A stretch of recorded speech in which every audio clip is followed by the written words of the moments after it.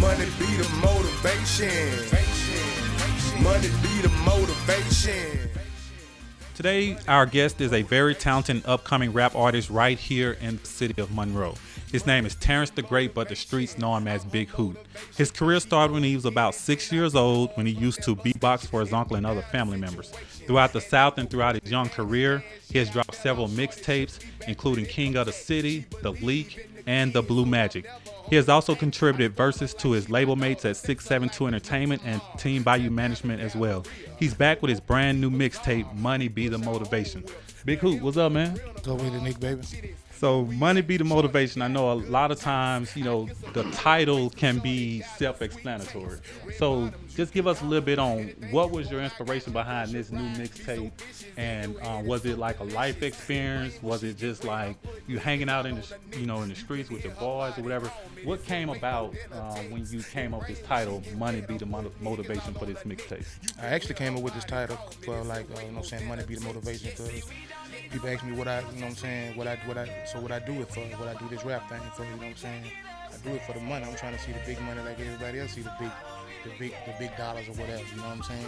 Money be my motivation. That's what motivated me to do this, you know what I'm saying? So, at the same time, they say money make the world go round, so I'm trying to go around with it. I see you talk about how your lyrics come from your childhood hardships, whether it's losing your uncle at a young age or who was near and dear to you. I know that can be hard at times, or just surviving in the streets on the South Side, growing up in Bryant's Addition. Talk a little bit about these different adversities, how it has affected you, but also how it has motivated and it helped you and molded you into the person you is today. Actually, the way I was raised actually made me the man that I am today, with the help of my grandfather, my mother, all the rest of them, you know what I'm saying? But, you know what I'm saying, where I grew up at, it was like any other, like, poverty neighborhood, you know what I'm saying? You had the drugs, the crime, all that, but, with the thing I had at the childhood, just knew I had to get out of that, but I'm still trying to get out the struggle, you know what I'm saying? Everybody goes through the struggle, you know what I'm saying? But you still got to find a way to get out, but through this pen, this pad, you know what I'm saying? I find my way to try to get out the hood, try to get out the struggle, just to try to get out, you know what I'm saying? Yeah. Yeah, I definitely know what you mean on that. Me, especially growing up on the south side of Monroe as well. Before I moved to Sicily Island, I grew up on South 3rd Street, so I left in the late 80s. I think I ended up leaving in 1990 and moving to Sicily Island, but it was just around the time, when crack hit the streets, so it was pretty rough over there about that time. So, I was lucky, blessed, got into a smaller environment and everything too. But, as I was looking at your bio again, and I just want to read a quote to you when you were describing your music. And I just want you to, just talk about it a little bit, just let everybody know what you're talking about. And I quote, so many celebrity rap artists set it off for all the people popping Chris champagne, people riding on 23s and living in gated or isolated cribs. My music is for all the people in the hood who watch me grow up. They have to feel me first before anybody else feels me. My music ain't gangster rap because I ain't no gangster. I'm a hood cat that makes hood hop. It deals with trap boys, dope boys, ladies in the club, ballers, and I even got some for the old heads. As you know, many people tend to link hood music with gangster music. A lot of people don't separate the two. They always trying to link them both together. So explain in your own words, how do you differentiate between the two? Gangster music, you had gangsters back in the day. You had like Easy, that was real gangster music. You know what I'm saying? See, nowadays you had us like, you know what I'm saying? Like you had Cash Money, that was hood music. You know what I'm saying? Sort of like other people like Gotti, me, myself, and other people that who make hood music. You know what I'm saying? Gangster music really, it's really gangster music, but it switched over to hood music. So we're more telling you about what's going on in our hood, mostly telling you about how everything going. You know what I'm saying? Yeah. These days, all the time, people are trying to compare people to this person and that person. His music sound like that person, or he trying to act like this person. If you were to compare yourself on a national stage to like a mainstream artist, who would you say you sound, or do you even think you sound like anybody, or your style is like anybody? If somebody would just come up to you and say, who do you think you like? Who would you say, or do you think you found your own niche, or do anybody even inspire you? Actually, I really wouldn't compare myself to no one in the industry, but a lot of people compare me, say my sound like Juvenile. A lot of people say my sound like Biggie. You know what I'm saying? Biggie with a little pop. But me personally, I wouldn't compare myself to nobody because it's just me coming with it. You know what I'm saying? But you know, a lot of people say I sound like Paul Wall, something like that. You know what I'm saying? But, you know, I be getting different. You know what I'm saying? I be getting different people tell me different things or whatever. Yeah. Who you listen to today? Like, who's like, if I would say, do you have a favorite artist? Who do you mainly listen to? Like if I was just to see you rolling around, who you got in your car, and listen to on the iPod, who you really feeling? You know what I'm saying? These things coming with a lot of people. I actually listen to like a variety of artists, though. You know what I'm saying? From the East Coast. You know what I'm saying? I've been on the little young cat from Philly with the name Meek Mill. I've been on him hard lately. You know what I'm saying? I've been listening to a lot of. I've just listened to like a lot of variety of artists, though. You know what I'm saying? What about like outside of hip hop? Do you listen to music like? Because a lot of people, you know, tend to think rappers are just like, or hip hop artists just like gangsters and stuff like that. What other type of music do you listen to that's outside of rap or hip hop? Like country? Do you listen to jazz? You know, other different type of stuff like that. Truth be told, though, you know, I really ride around listening to R&B and soul at night, though. You know what I'm saying? I listen to R&B and soul because that's really music, though. You know what I'm saying? You listen to that R&B and soul, that music really had a story to tell. You know what I'm saying? And that's the type of music I like. They really had a story. You know what I'm saying? Yeah. Why is it like a lot of times, you know, rappers tend to always have a negative connotation that comes with them? You know what I'm saying? A lot of times from a perception wise. You know what I'm saying? Why is that? Do you think rappers a lot of times are to blame for that, or why do you think a lot of times people tend to just think rappers, you know, they don't respect they craft a lot of times as a whole from a general population? A lot of times rap is mostly respected from like the hip hop generation, but a lot of times outside the generation, a lot of times people tend to not give it that respect when a lot of times these are really talented people. Yeah. You know what I'm saying? But people, is it the lyrics? What is it that you think? Why is that the case? You know, some people really think like some different rap is detrimental to like kids or whatever, but you know, like they probably feel like that because some rap really probably like degrade women or you know what I'm saying, talk about this, talk about that, but really in all, they really not giving their, you know what I'm saying, giving their full attention to listen and hear out what certain people have to say, you know what I'm saying, because there's some brothers out here really can really speak, you know what I'm saying, yeah. And what gets me is a lot of times is, you know, when you really look at it, like, let's just say, blues back in the 70s or 80s, they talk about dope, they just talk about it's a different way, but they all talk about the same stuff. But it seems like only the rappers get the, you know, the negative connotation. Like you listen to the blues, they talk about sex, they talk about all that stuff, you know, but it seems like rappers always get the backlash from it and stuff like that. Why do you think that's the case?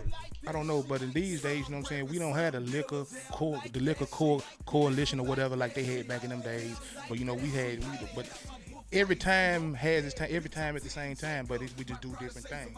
You know? And I agree because, you know, I see a lot of times, you know, even with, you know, blues singers these days, a lot of times when a lot of the soul artists, when they pass or something like that, it's all because of drugs or something like that, heroin. You see a lot of the people use heroin, have heart attacks, stuff like that. And, you know, but they never get that, you know what I'm saying, negative perception, though, like rappers. I just never understood that. Many times, you know, when it comes to rapping, most artists feel like they have, I know everybody talk about this, they feel like they have to fake it to, you know what I'm saying, to make it and stuff like that, you know. So with that opens up a whole lot of, you know, lying and pretending on behalf of a lot of rappers. Why is that? Why do you feel that they have to lie a lot of times? Because of, as we all know, even if you look at the percentages when you do your research, only about a top 1% of rappers are rich and stuff like that. And if they would just focus on, you know, their career, they ain't gotta, you know, like I tell them all the time, your time to shine is gonna come. You know what I'm saying? You ain't gotta rap about you having that. You know, now it's gonna come. You know what I'm saying? So why do you think a lot of times they feel like they rap about that, but they also have to fake like they doing it a lot of times? And I think 9 times out of 10, people really don't have to, you know what I'm saying, talk about they Audemars watch or they got this Benz or they got this Lamborghini, because really people that's still in the struggle is listening to your music. You know what I'm saying? 9 times out of 10, we don't really want to hear about you what you got or what you know what I'm saying. We want to hear about the struggle because that's what we still living in. That's what we still living in now. You know what I'm saying? Some people like they come out talking about the struggle, but as soon as they get their ticket, they want to start talking about the flashy things they got and this car, the women, and all this jewelry. You know what I'm saying? But if you stick to where you came from, man, people will still have their arms open to you and love you. Yeah, what gets me a lot of times though is like a lot of times the rappers that make it, you know, it's like once they make it, they forget about like the other rappers, you know, that was just they forget like 2 minutes ago they was just in that same position asking for opportunity, but then all of a sudden they get rich or they get famous, they're like they don't know nobody no more and act like, oh, why you begging? Or it ain't begging, it's just asking for opportunity. Sometimes it's like you got opportunity, you know, and you know that's what, you know, gets me a lot of times with that. We call it that buddy love syndrome. You know what I'm saying? First you be calm and cool, but when you get like that, then you know what I'm saying, you get the big head, arrogant. You know what I'm saying? Yeah. And I see another thing that is become, you know, a phenomenon and really a large, open up a lot of discussion is the role in the 2000s, the role of the DJs now. You know what I'm saying? They really became into the forefront with the music, where a lot of times they was behind the scenes back in the day, you know, other than, you know, with the turntables and stuff like that. But it's like now, a lot of them want to be like, hey, baby, like, you know, it's like he done open up an avenue where a lot of them look up to him, you know, and it's like they try to take on that role now. What are your thoughts about that? Actually, if you look back into hip hop though, like the DJ really was the ones that to put it out there. You know what I'm saying? Because you know you had Kool Herc, all those cats, like, you know what I'm saying, Mr. DJ. Everybody used to back in the late '80s, early '90s. Everybody was hollering out their DJs. You know what I'm saying? But like 95 through like something like the DJ just fell all the way back off the scene. But me personally, I really think it's cool to get the DJs back into it. You know what I'm saying? Because if you get the DJs back into it, you really got hip hop going back to where it used to be. And in the 80s and 90s, it was kind of considered like the golden age of music. In the 90s, I mean, 2000s, kind of, you know, people kind of see it as like a down, you know, for the quality, you know, the amount of quality. You still have good music, but the quality amount is not the same. Now, I really won't say, I really agree with you though. It's really not the same, because we had an era like from 93, 94 to 99, 2000 where it wasn't nothing but class. You had Bad Boys, No Limit, then you had Cash Money. You know what I'm saying? You had people like them running the scene. Then you had the West Coast. Some of them were still running the scene. So we were actually getting good quality music then. You know what I'm saying? To nowadays, like someone could pull out a song called "That's My Piece of Paper," and people be just rocking to it. It's really, the music really got to go back to the days where it had a message to it. You know what I'm saying? And that's my point. Like, for example, like you just said, people just come out with the music, and if they got $20,000 to pay somebody, it can get pushed.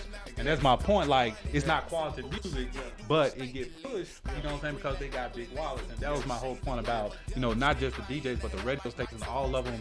You know, when it comes to money nowadays, it can be like, okay, capitalism at its best. You know, the big wallets, the big fat pockets. You know what I'm saying? Get their music out there, even though a lot of times it may not be quality. You know what I'm saying? And that was my point about that. If you pushing BS music from quality music, at the end of the day, what is the kids getting out the music? Nothing but BS. So they really not getting the message. You know what I'm saying? But nowadays, my point is like, it ain't about that no more. It's about the money. As long as they getting money, you know what I'm saying? And that's what I'm saying. So that makes, you know, not necessarily corrupt, but it makes the quality of the amount of quality music go down. Really commercialize the hip hop scene. You know what I'm saying? Like, really and truly do. Cause you got cats out here that really speak a good topic and speak on a good hot message. You know what I'm saying? Okay. Yeah. Now let's get into your mixtape. Money Be the Motivation. Has it already dropped? No, it haven't dropped yet. We looking for it to drop like in December, sometime or whatever. Like in December sometime, whatever. Yeah, it's gonna be like ready around Christmas time, so we can get them at the stock and stuff. Or, you know what I'm saying? Help you put you in there for your kids, or you know what I'm saying, your loved ones. You know what I'm saying? Yeah. How many tracks you gonna have on it? Actually, I'm looking at. You know what I'm saying? I'm in there choosing now different tracks from tracks.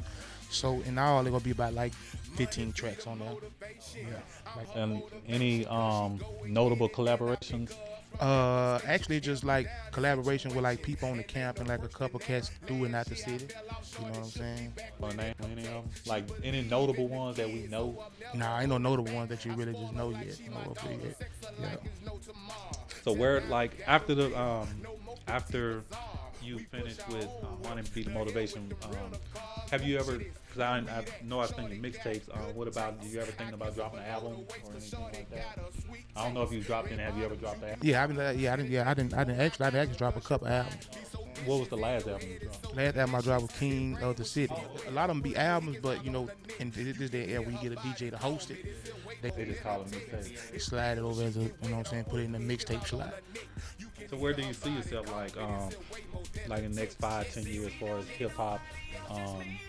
You know, But next 5 to 10 years, I hope to be, you know what I'm saying, hope to have my name out, you know what I'm saying, hope to have this 672 Entertainment name, like I'm talking about a household name over the world, an international name, you know what I'm saying, and then at the same time, hopefully coming back, picking up guys through and out this city, you know what I'm saying, putting a buzz and letting the world know where all that's coming from. Monroe just ain't no little city on the map. Monroe got talent, man. yeah, I mean, my main thing is like I tell the young artists all the time, it's about how you carry it. You gotta look at it from a business standpoint, you know what I'm saying, and not just making music. You gotta properly plan things. I think that's the thing that we probably need to get together with a lot of the artists here in the city is just talk about, you know, how to give them a sense of direction. I'm gonna say this on your show, and I want people to know out there, like Monroe will never come up until we come together. Exactly. I second that. I 100% second that. What about just tell me some stuff about like outside of music? What do you like to do? Outside of music, you know what I'm saying? I actually write poems, you know what I'm saying? I actually like to go back to my neighborhood, get back to my neighborhood, me, myself, 672 Entertainment, also Team Value Management. We be throwing drives like every summer for the kids, you know what I'm saying? Back to school drives. That's what I was just gonna say. I know y'all do a back to school drive in your Bryant's edition. Y'all do like a barbecue and different stuff like that, and people give donations to get book packs, school supplies, all the different types. So that's pretty good, man. And a lot of times, I mean, what's really good is that, you know, you do it and you haven't, like a lot of times people don't do that stuff until they make it big. Exactly. And y'all doing it before you just main concern that you know you care about the community and stuff like that. Like for Christmas, we're gonna have some little stocking stuff for the kids for Christmas or whatever. They gonna be the kids like round up in the neighborhood or whatever, or the ones that go to the Head Start or whatever. You know what I'm saying? Yeah. Just go and give back to the community. You know what I'm saying? Especially if that's a community that you were born and raised in. You know what I'm saying? What type of hobbies you do? You play basketball, football? You know, you like to play a little freelance basketball? I do a little hooping. You know what I'm saying? I do a little hoop. I ain't gonna say I'm, you know what I'm saying, Jordan out there on that joint, but I do a little hoop. You know what I'm saying? Yeah. If you're on some of the team, y'all get out there. Yeah. You go out there do a little hooping. Oh, okay. You scoring them up? I'm wet though. You know what I'm saying? I'm wet. The stroke wet though, but you know I ain't gonna brag and that. Yeah. Okay. What about what you doing? The ladies looking at this, what they saying? You single? Or you looking? Or you just chilling? You know what I'm saying? What you doing? I'm not single at all though. You know what I'm saying? No, I'm not single at all. But you know, it is what it is. Anything else you want to say? Let us know. Like if somebody want to get in touch with you, man, how do they get in touch with you? Like get in touch with me through, you know what I'm saying, Team Value Management, my manager V Shell. You know what I'm saying? You can hit him up 901-218-0824, and you can get in touch with him through the book. You can get in touch with him on Twitter, Team Value Management. You can follow him on Twitter. You can also follow me on Twitter at Big Hoot. You know what I'm saying? You can hit me up on the book, King Hoot of the 14th. You know what I'm saying? Any way to get through us, you know what I'm saying, through these social networks or anyway. You know what I'm saying? Because through the social network, you got numbers on the social network that you can hit us up from back of the CD or whatever. You see us on the poster, the number gonna be down there. Yeah. Last question, and I'm gonna get you out here. Just fill in the blank, and like I say, I think I've already asked you that, but just fill in the blank in just like a short sentence. Next year or two, Big Hoot, what? Sold out Madison Square Garden. Sold out Louisiana Superdome. Sold out somewhere. Yeah. Sold out somewhere. You know what I'm saying? Somewhere big.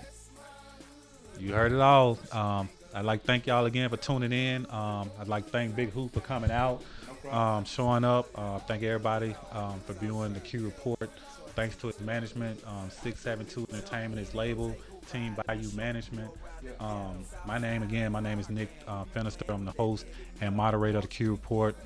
If y'all want to hit me up, y'all can hit me up at Nicholas Finister at Facebook, Q Vision Productions at yahoo.com, or you can hit me up on Twitter at NickTheQuick13.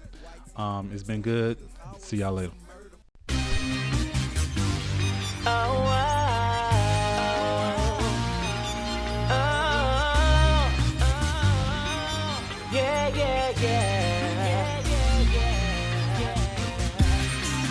Money be the motivation.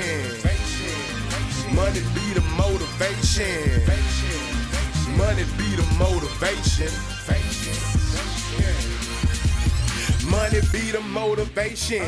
I'm her motivation, cause she go and get it.